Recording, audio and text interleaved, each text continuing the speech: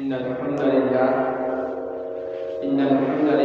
نحمده ونستعينه ونستغفره ونعوذ بالله من شرور أنفسنا ومن سيئات أعمالنا من يهده الله فلا مضل له ومن يضلله فلا هادي له وأشهد أن لا إله إلا الله وحده لا شريك له وأشهد أن محمدا عبده ورسوله يا أيها الذين آمنوا اتقوا الله حق تقاته ولا تموتن إلا وأنتم مسلمون يا أيها الناس اتقوا ربكم الذي خلقكم من نفس واحدة وخلق منها زوجها وبث منهما رجالا كثيرا ونساء واتقوا الله الذي تساءلون به والأرحام إن الله كان عليكم رقيبا يا أيها الذين آمنوا اتقوا الله وقولوا قولا سديدا يصلح لكم أعمالكم ويغفر لكم ذنوبكم ومن يطع الله والرسول فقد فاز فوزا عظيما أما بعد فإن خير الحديث كتاب الله وخير الهدي هدي محمد صلى الله عليه وسلم وشر الأمور محدثاتها وكل محدثة بدعة وكل بدعة ضلالة وكل ضلالة.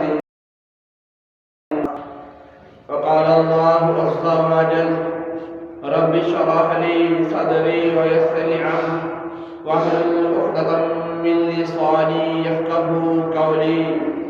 وقال الله عز وجل رب زدني علما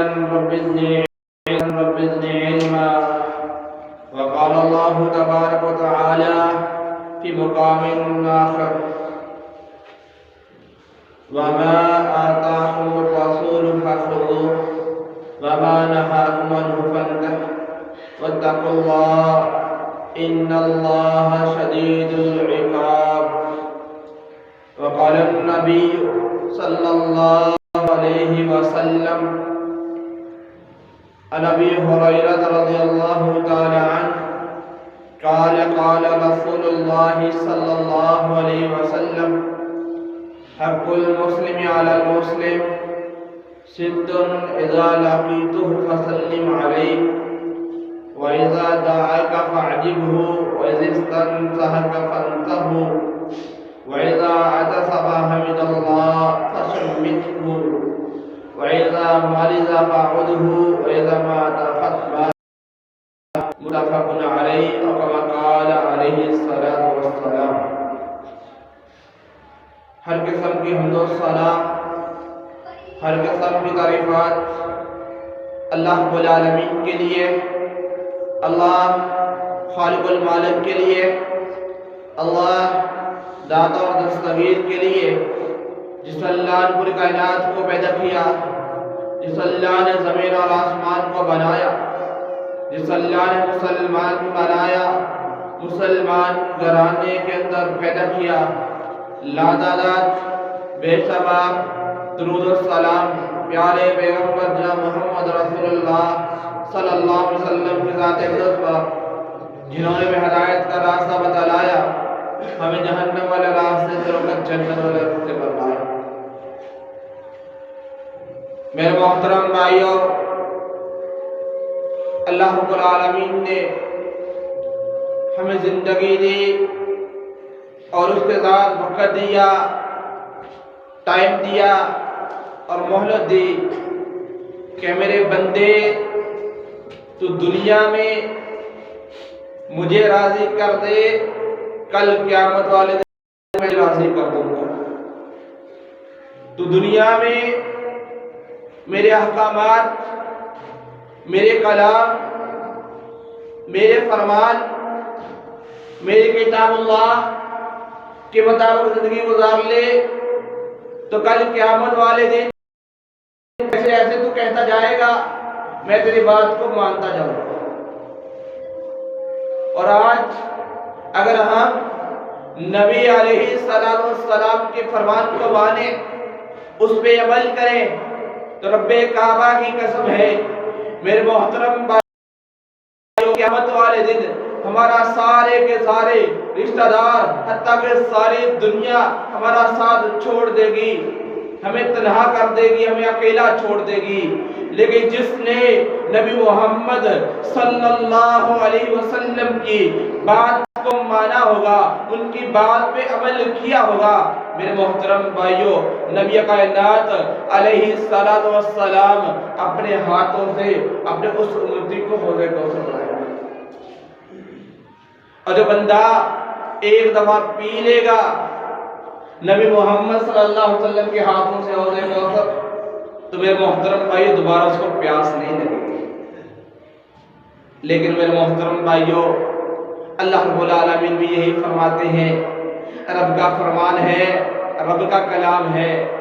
اللہ تعالیٰ 28ویں پارے کے اندر فرماتے ہیں اور اللہ کے نبی محمد صلی اللہ علیہ وسلم کو مخاطب کرتے ہیں، اور اللہ تعالیٰ فرماتے ہیں، اے میرے نبی محمد صلی اللہ علیہ وسلم، جو تیرا امتی تیری بات کو مان لے گا، فَخُذُوهُ، اس کو اپنی زندگی کا حصہ بنا لے گا، اس کے مطابق، اور جن چیزوں سے نبی محمد صلی اللہ علیہ وسلم نے منع کیا ہے، اگر تیرا امتی ان کاموں سے رک گیا، آگے اللہ رب العالمین فرماتے ہیں، وَاتَّقُوا اللَّهَ، اللہ تعالیٰ سے ڈر جاؤ، ان اللہ شدید العقاب، بے شک اللہ تعالیٰ کی پکڑ بہت سخت ہے۔ یعنی کہ جو رب کی بات کو مان لے گا، نبی محمد صلی اللہ علیہ وسلم کے حکم کو مان لے گا، وہ اللہ تعالیٰ کی پکڑ سے بچ جائے گا، اللہ تعالیٰ کی پکڑ سے نجات پا جائے گا۔ تو میرے محترم بھائیوں، گزشتہ 2 جماعت مبارک جو گزر چکے ہیں، ان کے اندر میں نے حقوق العباد کے حوالے سے چند گزارشات کی تھی، کیونکہ اللہ کے نبی محمد صلی اللہ علیہ وسلم نے فرمایا کہ حقوق اللہ اور حقوق العباد، حقوق اللہ اللہ تعالیٰ کے حق جو بندے نے ادا کرنے ہیں، اور حقوق العباد جو بندے نے بندے کے ادا کرنے ہیں۔ ان میں سے 3 میں نے آپ حضرات کے سامنے بیان کیے تھے۔ پہلا، اللہ کے نبی صلی اللہ علیہ وسلم نے فرمایا تھا کہ سلام کو عام کرنا ہے، سلام کو پھیلانا ہے۔ دوسرا، نبی کائنات علیہ السلام نے فرمایا، وَإِذَا دَعَاكَ فَأَجِبْهُ، جب تمہارا کوئی مسلمان تمہیں دعوت دے، فَأَجِبْهُ، تو اس کی دعوت کو قبول کرنا چاہیے، اس کو ماننا چاہیے، اس کو تسلیم کرنا چاہیے۔ اور اس میں جو دیکھنے والی بات ہے وہ صرف یہی ہے کہ اگر تمہارا بھائی تمہیں دعوت دیتا ہے، تمہیں بلاتا ہے، تو ایک چیز دیکھنی ہے، اگر وہ نہیں ہے تو دعوت کو ماننا فرض ہے۔ دیکھنا ہے کہ ہمارا بھائی جس کام کے لیے بلا رہا ہے، جس طرف ہم کو لے کے جا رہا ہے، اس میں کہیں اللہ اور اس کا رسول نبی محمد صلی اللہ علیہ وسلم کے حکموں کی مخالفت تو نہیں ہے۔ اگر تو نہیں ہے تو پھر بات کو ماننا چاہیے، دعوت کو قبول کرنا چاہیے۔ تیسری چیز، وزیستان صحا کا، میرے محترم بھائی یہ بات بہت ضروری ہے۔ اللہ کے نبی محمد صلی اللہ علیہ وسلم نے فرمایا، جب تمہارا کوئی مسلمان بھائی تم سے مشورہ کرے، تم سے کوئی بات کرے، کوئی مشورہ مانگے، اللہ کے نبی محمد صلی اللہ علیہ وسلم نے فرمایا، فَانْتَهُ، اپنے بھائی کو، مسلمان کو اچھا مشورہ دے، کیونکہ اللہ کے نبی محمد صلی اللہ علیہ وسلم نے فرمایا، مسلمان کا بھائی ہے، نہ اس کے اوپر ظلم کرتا ہے، نہ اس کو حقیر جانتا ہے، اور نہ اس کو بھائی اور مددگار چھوڑتا۔ تو میرے محترم بھائیوں، اگر کوئی مسلمان کسی دوسرے مسلمان سے مشورہ مانگتا ہے، وہ صحیح مشورہ نہیں دے گا۔ یہ ظلم ہے کہ ہمدردی ہے؟ ظلم ہوگا کہ ہمدردی ہوگی؟ ظلم، زیادتی ہے، جو کہ ایک مسلمان کی شان نہیں ہے، ایک مسلمان کی پہچان نہیں ہے۔ تو تیسرا جو حق ہے ایک مسلمان کا دوسرے مسلمان پہ، وہ ہے اچھا مشورہ دینا، اچھی بات کی طرف لے کے جانا، اچھا کام بتانا، اچھے راستے پہ لے کے جانا، جہاں پہ اس کے مسلمان بھائی کو، جس کو وہ مشورہ دے رہا ہے، نقصان نہ ہو، اس کو تکلیف نہ ہو، اس کو دکھ نہ ہو۔ اور چوتھا حق نبی محمد صلی اللہ علیہ وسلم نے فرمایا، وَإِذَا عَطَسَ فَحَمِدَ اللَّهَ، فرمایا جب تمہارے کسی مسلمان بھائی کو چھینک آئے، جس کو ہم پنجابی میں نچ بولتے ہیں، چھینک آئے، حمد اللہ، وہ اللہ کی حمد بیان کرتے ہیں۔ لیکن آج کل ہم کیا کہتے ہیں؟ پنجابی کے اندر محاورہ ہے، تینوں کسی نے یاد کیتا ہی، تینوں کسی نے یاد کیتا ہی، اس وقت تو نچھاڑ نہیں ہے۔ بس اتنی بات کر کے ہم جو ہے نا بات کو کرتے ہیں۔ لیکن نبی محمد صلی اللہ علیہ وسلم نے کیا فرمایا؟ فرمایا ایک مسلمان کا دوسرے مسلمان کے اوپر چوتھا حق یہ ہے، ایک مسلمان کا دوسرے مسلمان میں چوتھا حق یہ ہے، وَإِذَا عَطَسَ فَحَمِدَ اللَّهَ، وہ اللہ تعالیٰ کی حمد بیان کرے۔ اور یہ اتنا ضروری ہے، اتنا لازمی ہے کہ اللہ کے نبی محمد صلی اللہ علیہ وسلم نے فرمایا کہ اگر کسی کو نماز میں چھینک آتی ہے تو تب بھی وہ جواب دے گا، تب بھی وہ جواب دے گا۔ اور کہنا کیا ہے؟ فَحَمِدَ اللَّهَ، اللہ کی حمد بیان کرنا۔ جب چھینک آئے تو کہنا کیا ہے؟ اللہ کے نبی محمد صلی اللہ علیہ وسلم نے فرمایا جب چھینک آئے فَحَمِدَ اللَّهَ، اللہ کی حمد کر، پڑھ الحمدللہ۔ کیا کہنا ہے؟ الحمدللہ۔ میرے محترم بھائیوں، جب چھینک آتی ہے نا، اگر چھینک جب آتی ہے چند سیکنڈ کے لیے ہماری سانسیں رک جاتی ہیں، ہمارا سانس رک جاتا ہے۔ اگر یہ رکا رہے تو انسان کی موت واقع ہو سکتی ہے، انسان کو موت آ سکتی ہے۔ لیکن ہمارا رب ہمیں موت نہیں دیتا بلکہ زندگی دیتا ہے۔ پھر رب کا شکر ادا کرنا چاہیے کہ نہیں کرنا چاہیے؟ یا یہ کہنا چاہیے تجھے کسی نے یاد کی تھی، تجھے کسی نے یاد کیا ہے؟ اللہ کے نبی محمد صلی اللہ علیہ وسلم نے فرمایا کہ جس کو چھینک آتی ہے وہ کہے گا الحمدللہ، جو پاس بیٹھا ہے یا بیٹھی ہے وہ کہے گا یا کہے گی یرحمک اللہ۔ کیا کہے گا؟ یرحمک اللہ، اللہ تجھ پر رحم فرمائے،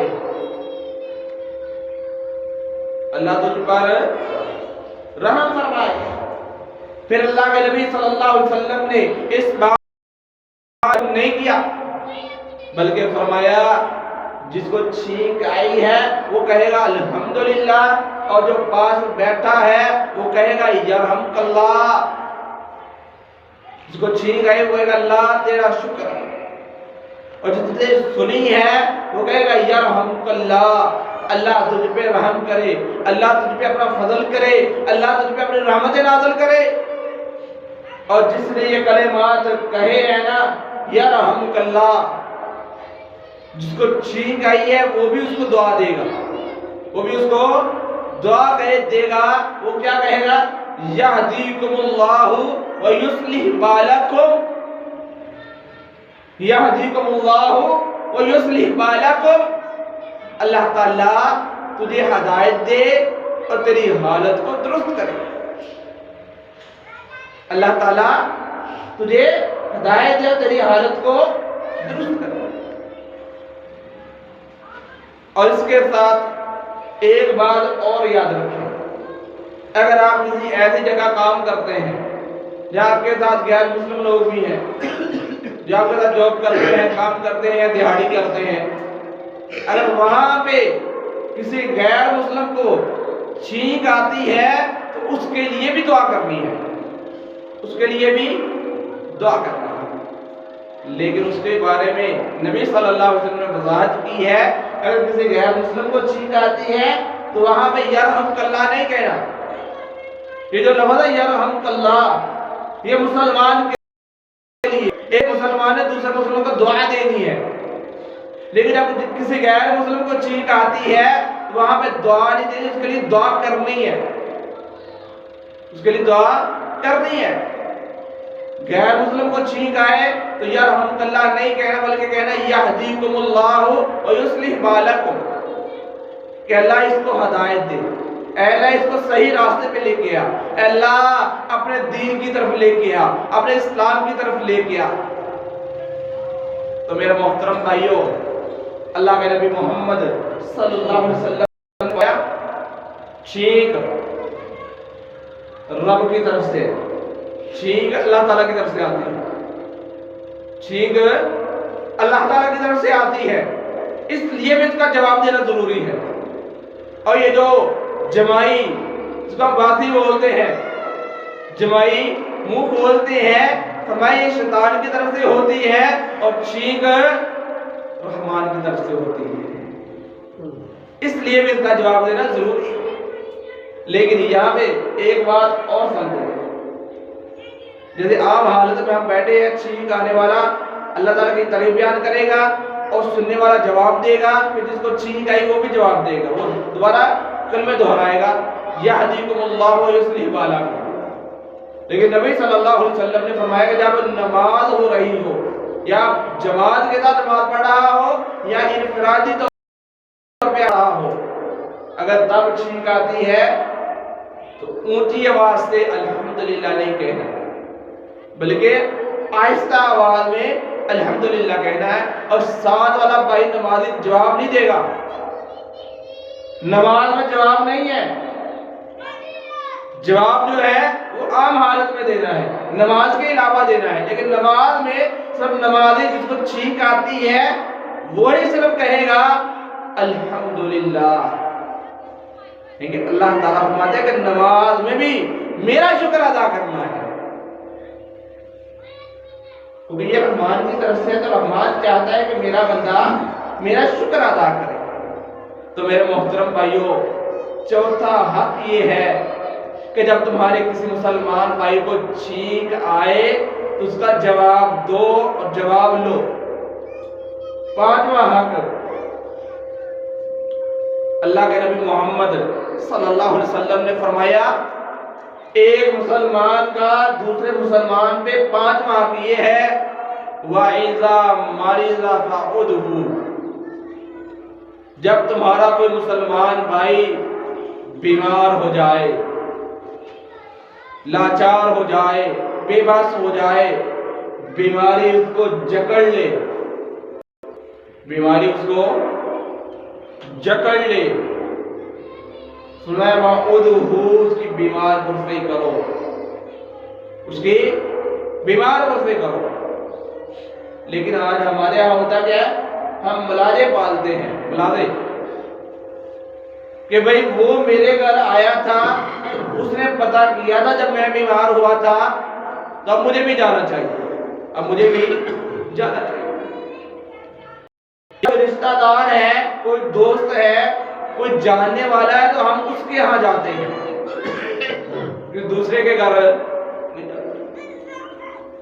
لیکن سچی بات ہے میرے محترم بھائیوں، اللہ کے نبی محمد صلی اللہ علیہ وسلم نے اس عمل پہ، اس حقوق پہ عمل کیا اور اس حد تک کیا کہ ہمیں نصیحت کی کہ اگر تمہارے محلے میں کوئی غیر مسلم ہے جو تمہارے ساتھ کام کرتا تھا اگر وہ بھی بیمار ہو جاتے تو اس کا بھی پتہ لو.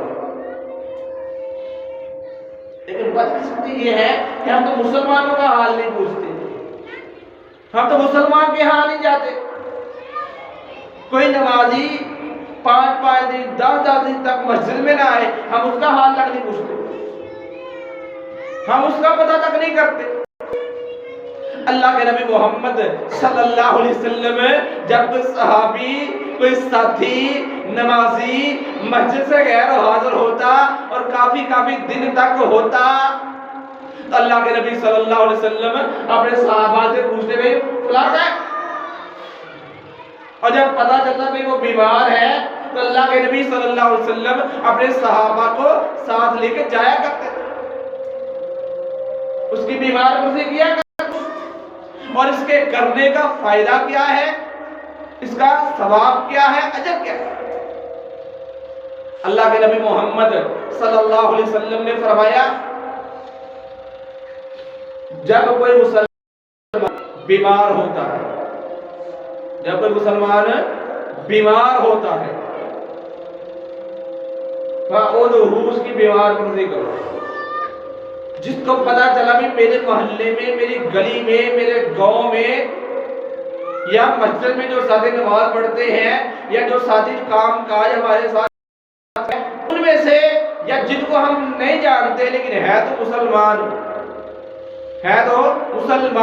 اگر ہم ان کا حال پوچھ لیتے ہیں, حال حوال کا پتہ کر لیتے ہیں تمہارا کیا حال ہے, کیا ہوا ہے, کیا مسئلہ ہے, کیسے ہوا ہے, تو نبی صلی اللہ علیہ وسلم نے فرمایا کہ اگر کوئی مسلمان کسی مسلمان کا پتہ لینے کے لیے, اس کی بیمار پرسی کرنے کے لیے صبح کو جاتا ہے تو شام تک, کب جاتا ہے؟ صبح کو جاتا ہے تو شام تک 70,000 فرشتے, 1 2 3 4 نہیں, 70,000 فرشتے اس بندے کے لیے مغفرت کی دعا کرتے ہیں. اور ہم رشتہ داری پالتے ہیں, ہم دوستیاں پالتے ہیں, ہم یاریاں پالتے ہیں, ہم محلے داریاں پالتے ہیں, لیکن مسلمان نہیں بنتے, اسلام کو ماننے والے نہیں بنتے, اسلام پہ چلنے والے نہیں بنتے. ہم ملاجے پالتے ہیں بھئی وہ ہمارے ہاں آیا تو ہم نے اس کے ہاں جانا. اللہ کے نبی محمد صلی اللہ علیہ وسلم ہمیں بتا رہے ہیں, ہمیں سمجھا رہے ہیں بھئی یہ تیرا حق ہے, یہ تیرے پر لازم ہے.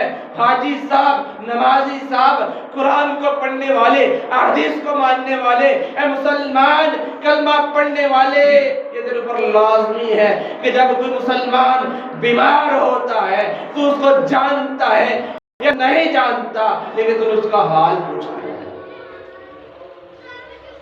اس کا پتہ لے. فرمایا اگر تو صبح کو جاتا ہے تو شام تک 70,000 فرشتے تیرے لیے بخشش اور مغفرت کی دعا کرتے ہیں. اب میرے محترم بھائیوں, جو فرشتے دعا کرتے ہیں ان کو کون بھیجتا ہے؟ اپنی مرضی سے آتے ہیں, اپنی مرضی سے وہ آتے ہیں نہیں. میرے محترم بھائیوں, اگر ہمیں یا میں یا مجھے کوئی کہتا ہے بھئی مولوی صاحب میرے واسطے دعا کرو, یا میں کسی کو کہتا بھئی ساتھی میرے لیے دعا کرنا, ہو سکتا ہے کہ میرے ذہن میں کوئی لالچ ہو سکتا ہے کہ میرے ذہن میں کوئی بات ہو, میں اپنا مفاد, اپنا نفع دیکھوں. لیکن میرے محترم بھائی بزرگ ذرا یہ بتائیں کہ فرشتوں کو ہم سے کیا مفاد ہے جو ہمارے لیے مغفرت کر رہے ہیں, ہمارے لیے بخشش کی دعا کر رہے ہیں. صرف ایک کام کر رہے ہیں کہ صبح کو کوئی بندہ ایسا ڈھونڈ رہا ہے, کوئی اپنا مسلمان بھائی ایسا ڈھونڈ رہا ہے, یا کوئی گھر ایسا ڈھونڈ رہا ہے کہ یہاں پہ کوئی بیمار ہے, لاچار ہے, بیچارہ بے بس ہے, اس کو جا کے پوچھ لیں, 4 کلمے کہہ لیں بھئی تمہارا کیا حال ہے, کیا ہوا ہے, کیسے ہوا ہے, کسی چیز کی ضرورت تو نہیں ہے. اور بدلے میں کیا ہے؟ اللہ کے نبی صلی اللہ علیہ وسلم فرماتے ہیں کہ 70,000 فرشتے مغفرت کی, بخشش کی دعا کرتے ہیں. اگر کوئی شام کو جاتا ہے اگر کوئی شام کو جاتا ہے تو فرمایا صبح تک اس بندے کے لیے مغفرت اور بخشش کی دعا کرتے ہیں۔ ہم تو اپنے کام کرتے ہیں، اپنی نیند پوری کرتے ہیں، صبح کو جاتے ہیں تو شام تک اپنے کام کرتے ہیں، اپنے کام نمٹاتے ہیں، اپنے گھروں کو چلاتے ہیں، اپنے کام کو چلاتے ہیں، لیکن فرشتے دعا کرتے ہیں۔ فرمایا شام تک فرشتے دعا کرتے ہیں۔ اگر کوئی شام کو جاتا ہے تو صبح تک فرشتے دعا کرتے ہیں مغفرت و بخشش۔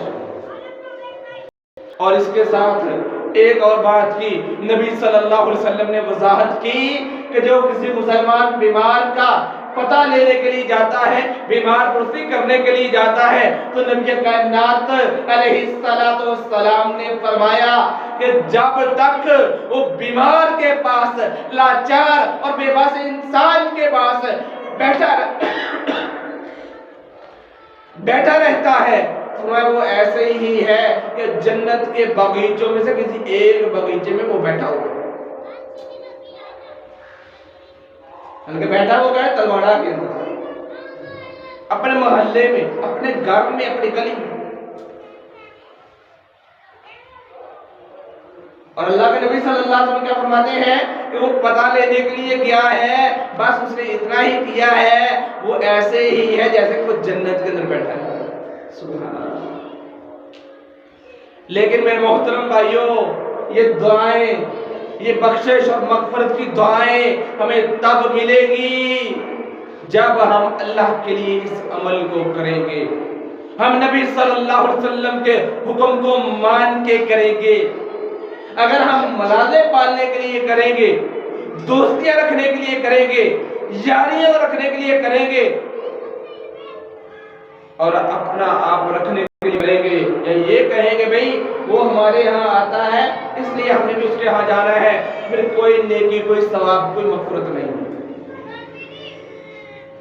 اجر تب ہے، ثواب تب ہے جب ہم ذہن میں یہ بات رکھیں کہ بھئی ہم نے یہ عمل اللہ کو راضی کرنے کے لیے کرنا ہے، اللہ کی رضا کے لیے کرنا ہے، اور ہم نے یہ عمل اس لیے کرنا ہے کیونکہ ہمارے نبی محمد صلی اللہ علیہ وسلم کا یہ فرمان ہے،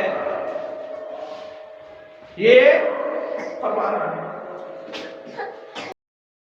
نبی صلی اللہ علیہ وسلم کے فرمان کو مان کے عمل کریں گے، پھر تو ہمارا عمل ہوگا قبول، پھر تو ہمیں ملے گا اجر اور ثواب۔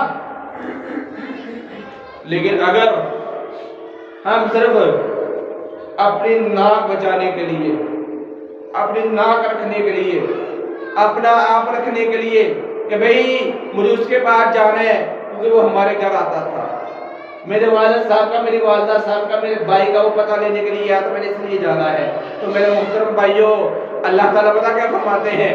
یا ایھا الذین آمنوا اطیعوا اللہ واطیعوا الرسول ولا تبطلوا اعمالکم۔ اے انسان، مسلمان، تو عمل تو کر رہا ہے، تو کام تو کر رہا ہے، تو اعمال تو کر رہا ہے، بتا حدیث کو سامنے رکھ کے کر رہا ہے یا اپنے یار کو سامنے رکھ کے کر رہا ہے؟ حدیث پہ عمل کر یا ناک کو بچانے کے لیے کر رہا ہے؟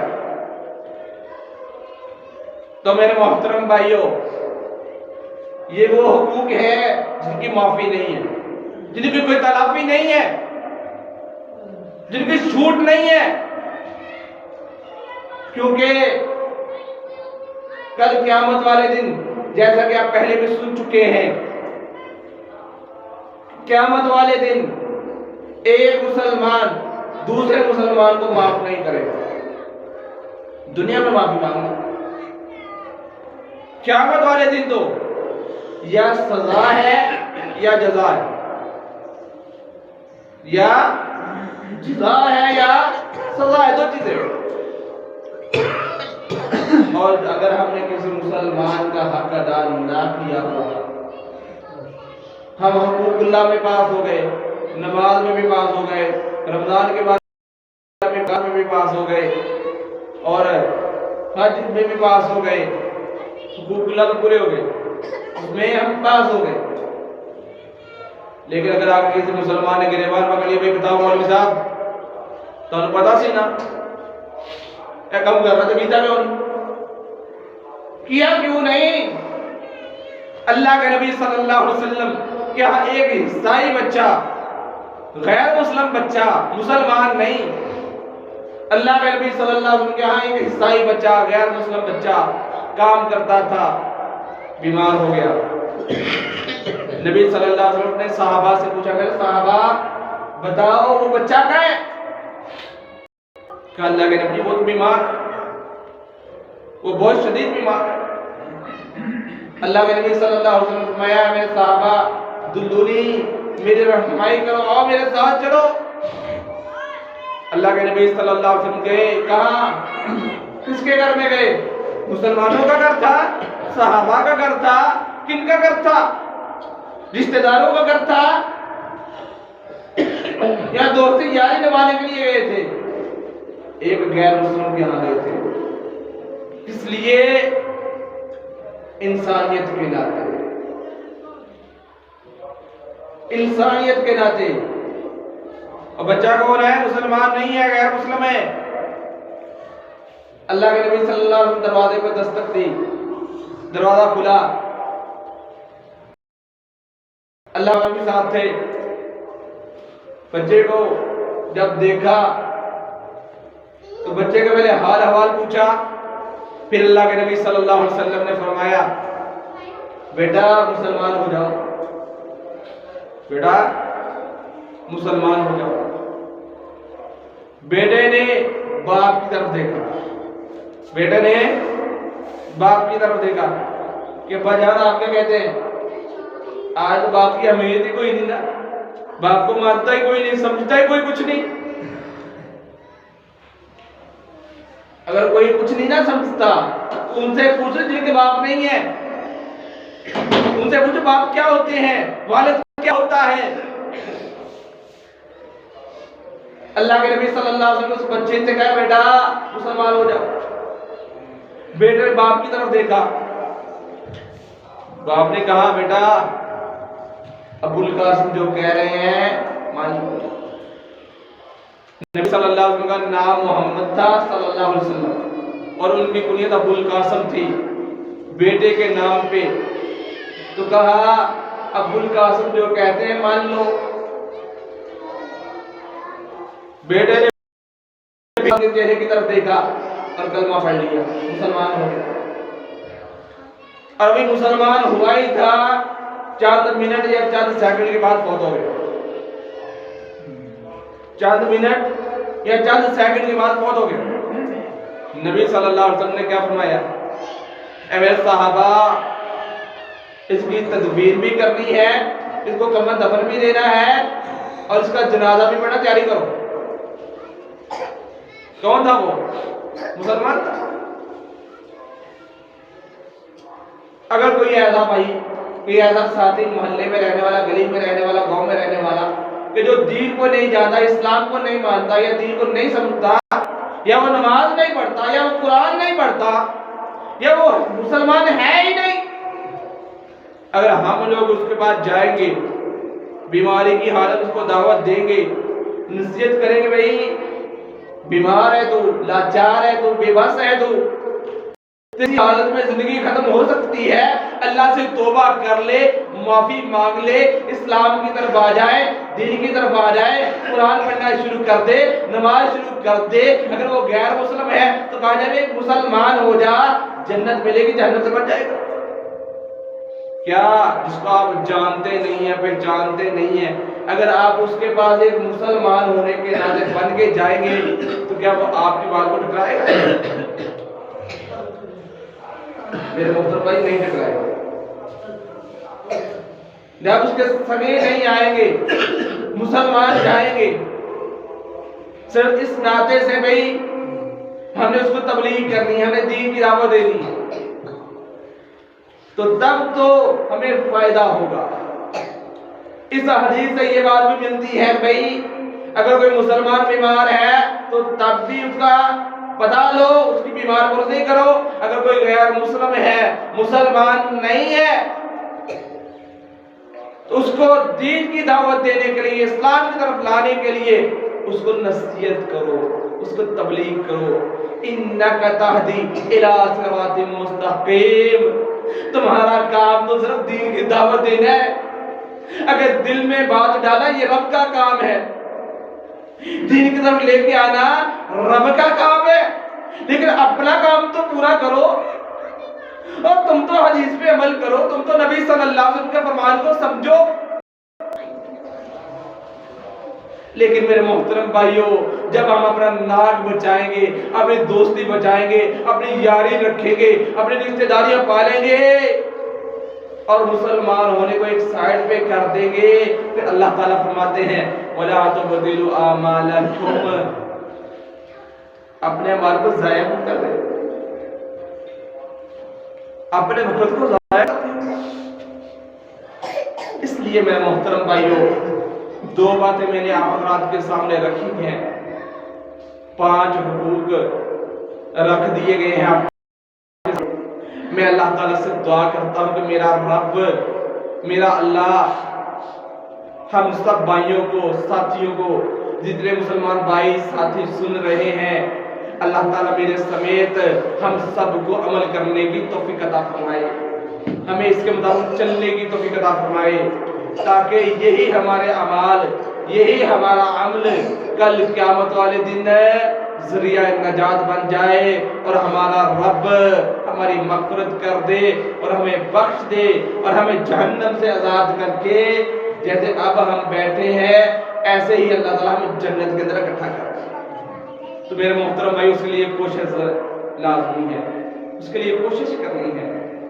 آپ کا کوئی ایسا دن نہ جائے، کوئی ایسی رات نہ جائے کہ جس دن آپ کوئی ایک ایسا انسان، کوئی ایک ایسا بندہ نہ ڈھونڈے جو بیمار ہو۔ آپ نے کہا ہمیں آج دعائیں لینی ہیں، صبح کو بھی ڈھونڈے اور شام کو بھی ڈھونڈے، تاکہ ہم ہر وقت فرشتوں کی دعاؤں میں رہے۔ انسانوں کی دعاؤں میں تو ہم نے تب رہنا جب ہم نے ترلا منتیں کر رہی ہیں، جب ترلے کرنے ہیں، منتیں کرنے بھئی میرے لیے دعا کرنا، لیکن فرشتوں نے دعائیں کرتے رہنا ہے، کیونکہ میرے رب نے حکم دیا کہ جو میرا امتی، جو میرا بندہ نبی صلی اللہ علیہ وسلم کا امتی صبح کو کسی کے ہاں جائے گا تو شام تک 70,000 فرشتے اس کے لیے مغفرت اور بخشش کی دعا کریں گے،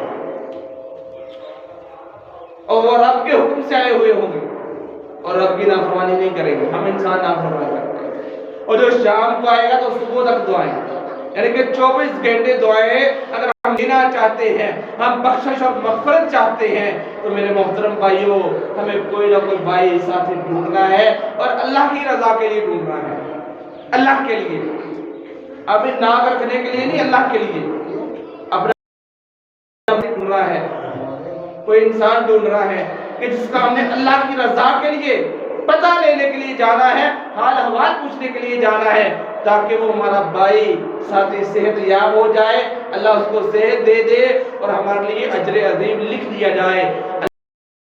اللہ تعالیٰ حق بات کو سمجھ کر اس پر عمل کرنے کی توفیق عطا فرمائے۔ ما علینا الا البلاغ المبین، والحمد للہ۔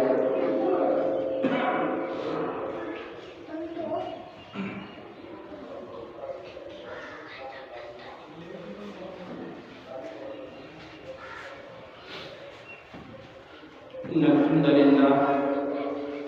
الحمد لله نحمده ونستعينه ونستغفره ونعوذ بالله من شرور أنفسنا ومن سيئات أعمالنا، من يهده الله فلا مضل له ومن يضلل فلا هادي له، وأشهد أن لا إله إلا الله وحده لا شريك له، وأشهد أن محمدا عبده ورسوله۔ يا أيها الذين آمنوا اتقوا الله حق تقاته ولا تموتن إلا وأنتم مسلمون۔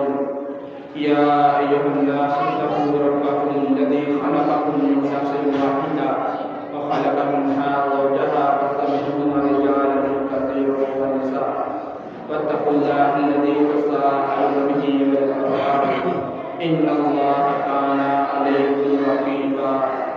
يا أيها الذين آمنوا اتقوا الله وقولوا قولا سديدا سديدا يصلح لكم أعمالكم ويغفر لكم ذنوبكم ومن يطع الله والرسول فقد فاز فوزا عظيما أما بعد فإن خير الحديث كتاب الله وخير الهدي هدي محمد صلى الله عليه وسلم وشر الأمور محدثاتها وكل محدثة بدعة وكل بدعة ضلالة وكل ضلالة في النار